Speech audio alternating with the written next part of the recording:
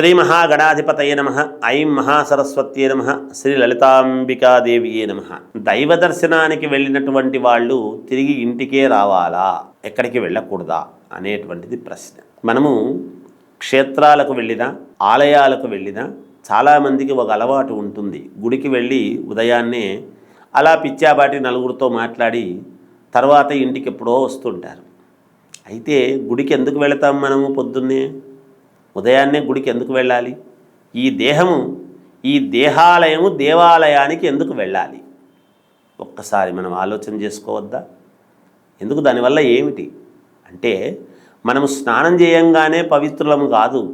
ఎప్పుడు కూడా నేను స్నానం చేసినాను, నేను పవిత్రునైనాను అంటే ఉపయోగం లేదు.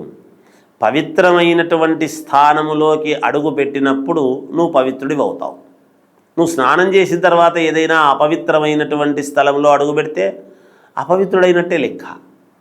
అందుకని పరమ పుణ్యప్రదమైనటువంటిది దేవాలయము. ఆ దేవాలయము అనేటువంటి చోటికి మనము వెళ్ళినప్పుడు ఆ దేవుడి యొక్క అనుగ్రహము, అక్కడ ఉండేటువంటి ఒక విధానము అంతా కూడా ఒక ఆరా అనేటువంటిది ఉంటుంది దేవాలయము చుట్టూ కూడా. మనకు భగవంతుడి దగ్గర వెలిగించినటువంటి అగరబత్తి లేదా సాంబ్రాణి వాటి యొక్క వాసన మాత్రమే మనకు తెలుస్తుంది. కానీ మనము భగవంతుడి దగ్గరికి పోయినప్పుడు ఒక ప్రశాంతత, మానసికమైనటువంటి ఆనందము, ఒక రకమైనటువంటి ఇది కలుగుతుంది. ఎందుకో మనస్సు చాలా సంతోషంగా ఉంది, ఇక్కడ కూర్చోగానే చాలా ప్రశాంతతగా ఉంది అని ఒక దేవాలయంలో మనం అనుకుంటాం. అన్ని చోట్ల అలా అనుకోలేం.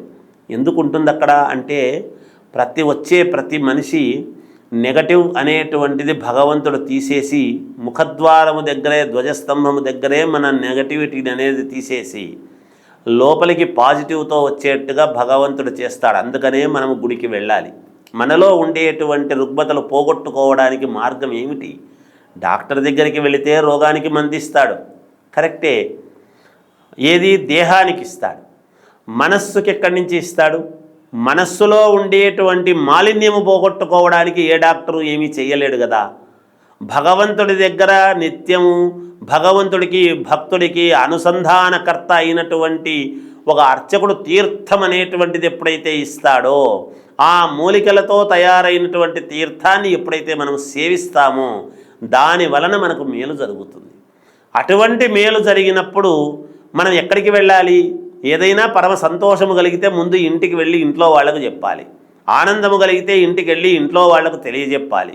మనకు వచ్చేటువంటి ప్రతిదీ ముందు ఇంటికి వెళ్ళి ఇంట్లో వాళ్లకు తెలియజేసుకోవాల్సినటువంటి ధర్మము మన ఇంటికి కూడా మేలు జరుగుతుంది.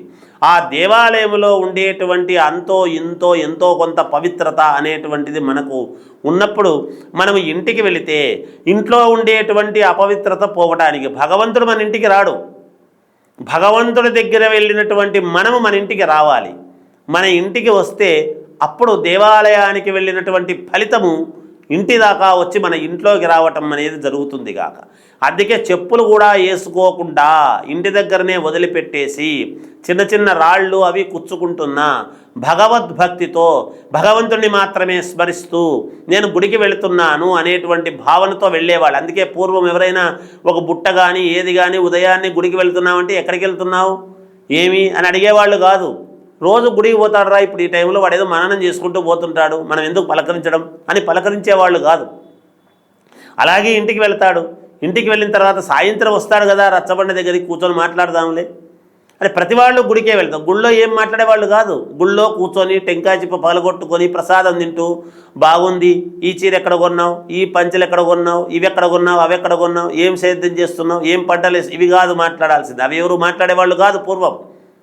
గుడికి వెళ్ళామా, భగవంతుని మననం చేస్తూ వెళ్ళామా, దైవ దర్శనం చేసుకున్నామా, స్వామి చల్లగా కాపాడు, నా వంతు నేనేం చేయగలనో, నన్ను ఉంచిన దానికి కానీ నేనేం చేయగలనో, నా కర్తవ్య దీక్ష నెరవేర్చు అని స్వామికి నమస్కారం చేసుకున్నామా, ప్రసాదం ఏదన్నా వస్తే తీసుకున్నామా, ఇంటికి వచ్చామా, ఇంట్లో కాసేపు ఉన్నామా, ఆ జరిగినటువంటి ఇది సంతోషంగా ఇంట్లో కూర్చున్నామా, ఆ ఇంట్లో అపవిత్రత అనేటువంటిది పోవడానికి కావలసినటువంటిది చేసుకున్నామా, ఆ తర్వాత మన పనికి మనం వెళుతున్నామా అనేటువంటి ధ్యానంతోనే ఉండాలి. నిరంతరము కర్తవ్య దీక్ష అనేటువంటిది ఉండాలి. ఎంతసేపు మనం ఏం మాట్లాడుతున్నాము, ఎక్కడికి పోయినా, దేవుడి దగ్గరికి పోయినా, ఒక వ్రతం చేసినా, ఒక పూజ చేసినా అనవసరమైనటువంటి మాటలు తప్ప ఆద్యంత పర్యంతము అక్కడ చేస్తూ ఉండేటువంటి పూజ మీద, భగవంతుడి మీద శ్రద్ధాభక్తులతో ఎప్పుడైతే ఉంటామో తప్పకుండా మనము డాక్టర్ల దగ్గరికి ఇబ్బందులు, పూజలు, కార్యక్రమాలు చేసుకోవాల్సిన అవసరం ఎందుకు ఏర్పడుతుంది? మన నిత్య దైనందిన జీవితంలో నిరంతరము పాటించాల్సినటువంటివి ఎప్పుడైతే పాటిస్తామో అది యోగం అవుతుంది గాక.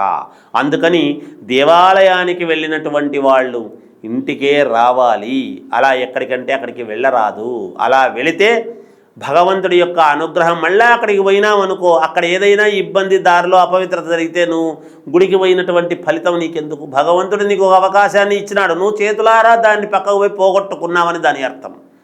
అందుకని మనము చాలా జాగ్రత్తగా ఇంటికే వచ్చి ఆ భగవంతుడి యొక్క అనుగ్రహము, ఇంటికి వచ్చిన తర్వాత ఇంట్లో కాసేపు కూర్చుంటే అది మనకు మేలు జరుగుతుంది. ఆ ఇంట్లో ఉండేటువంటి గ్రహ దోషాలు ఏమైనా ఉంటే కూడా నిరంతరము గుడికి పోయిన ఇంటికి వస్తా కదా, కాబట్టి ఖచ్చితంగా ఇంట్లో దోషాలు కూడా పోతాయి. ఎటువంటి వాస్తు దోషాలు ఉండినా పోవటానికి మేలు జరుగుతుంది అని తెలియజేస్తూ జయోస్తు.